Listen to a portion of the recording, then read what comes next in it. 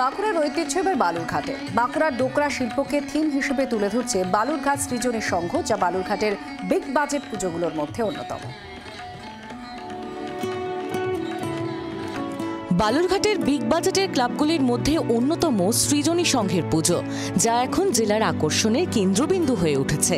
Theme পুজোর ক্ষেত্রে প্রতি বছরই নয়া চমক দেয় বালুরঘাট সৃজনী সংঘ। ইতিমধ্যেই সেখানে জোর কদমে চলছে মণ্ডপ সজ্জার কাজ।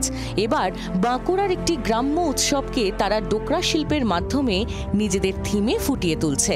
শিল্পের সঙ্গে সাজুজ্য রেখে তৈরি হচ্ছে দুর্গা প্রতিমা। এটা মানে বাঁকুড়ার একটা নিত্য গ্রামীণ মানে জমিদার বাড়ির যে অনুষ্ঠান হলে গ্রামের সবাই মিলিত হয়ে আনন্দ উপভোগ করে, সেটার মধ্যে মডেল এখানে রয়েছে আপনার 70টার উপরে মডেল রয়েছে।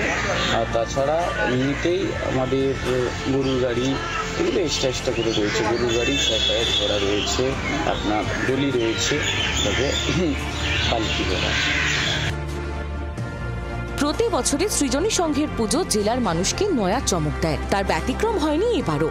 বাঁকুড়ার সংস্কৃতি দেখতে দর্শকরা ভিড় বাড়াবে, এমনটাই আশা ক্লাব কর্তাদের।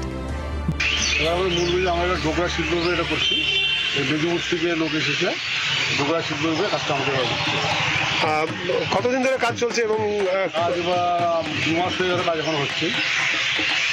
প্রতিবার তো প্রচুর মানুষের ভিড় হয়, এবার কি আশা করছেন? এবার বলছি আরো বেশি ভিড় হবে।